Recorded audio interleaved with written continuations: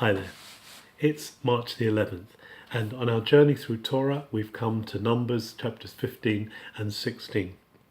The first part of chapter 15 is really about regulations for sacrifices that are to be made when there has been unintentional sin. We also find further on in the chapter the story of a man who's been gathering sticks on the Sabbath, and the people are so incensed at this, they bring him to God, and that they end up stoning him because of his breaking this holy day. This shows the weight and the power of the law weighing down on people's lives so much that they were in danger of their life. And then in chapter 16 we find a terrible situation where there's an uprising against Moses and Aaron's leadership.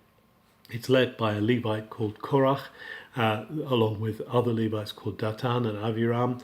And altogether there's about 250 of the Levites who band together and accuse Moses of overreaching himself and of making himself almost like a king or a leader among them. God judges these people, and actually they are completely destroyed. They're swallowed up. It says the earth opens and swallows them up completely, along with all of their families and their belongings and their homes. It's a shocking and terrible thing that happens. But what it establishes is that God has made Moses the man he is and Aaron the man he is. It's not themselves pushing themselves forward, it's God who's brought them forward.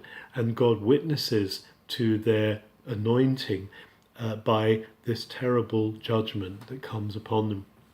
And they end up actually taking the censers, the bowls that hold the incense of these destroyed priests, and they rescue them, and they make plates to go over the altar of burnt offering as a reminder of the power of God.